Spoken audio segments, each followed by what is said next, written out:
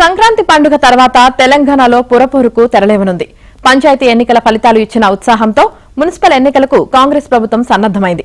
ఈ నెల చివరి వారంలో ఎన్నికల షెడ్యూల్ విడుదల కానుంది. ఫిబ్రవరి 2వ వారంలో ఎన్నికలు జరగనున్నాయని ప్రభుత్వ వర్గాలు తెలిపాయి. పంచాయతీ ఎన్నికల్లో మెజార్టీ సర్పంచ్ సీట్లను దక్కించుకున్న కాంగ్రెస్ గ్రామీణ ప్రాంతాల్లో ప్రజల మద్దతు ప్రభుత్వానికే ఉందంటూ స్పష్టం చేసింది. మున్సిపల్ ఎన్నికలు నిర్వహించి పట్టణ ప్రాంత ప్రజల మద్దతు ప్రభుత్వానికి ఉందని నిరూపించుకునే ఆలోచనలో సీఎం రేవంత్ ఉన్నారు. ఈ నేపథ్యంలోనే మున్సిపల్ ఎన్నికలకు తెరలేపినట్లు చెబుతున్నారు. జీహెచ్ఎంసీ మినహా అన్ని మున్సిపాలిటీలు, కార్పొరేషన్లో ఎన్నికలను నిర్వహించేందుకు ఏర్పాట్లు జరుగుతున్నాయి.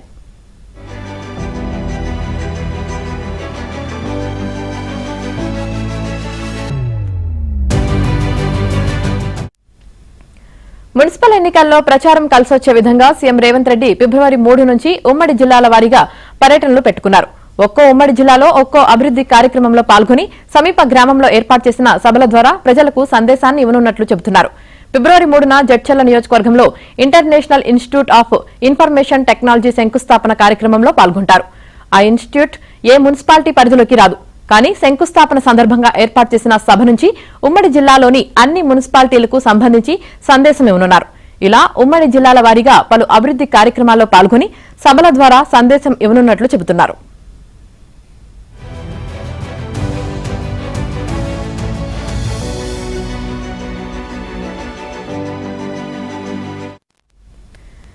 ఇక తెలంగాణలో పెట్టుబడుల సమీకరణ కోసం ఈ నెల 19న సీఎం రేవంత్ రెడ్డి దావోస్ కు వెళ్లనున్నారు. ప్రతి ఏడులాగే ఈ ఏడాది కూడా జరిగే సదస్సులో పాల్గొంటారు. ఇక దావోస్ లో పెట్టుబడుల సదస్సు ముగిసిన తర్వాత అటు నుంచి అటు అమెరికా పర్యటనకు వెళ్లేందుకు సీఎం ఏర్పాట్లు చేసుకుంటున్నారు. ఈ పర్యటన పెట్టుబడుల సమీకరణ కోసమేనని చెబుతున్నారు. అయితే ఈ పర్యటన ఇంకా ఖరారు కాలేదు. అమెరికా పర్యటన ఖరారైతే సీఎం రేవంత్ రెడ్డి ఆ పర్యటన ముగించుకొని ఫిబ్రవరి 1న తిరిగి హైదరాబాద్ కు వస్తారు. ఆ తర్వాత జిల్లా పర్యటనలో పాలు పంచుకుంటారు.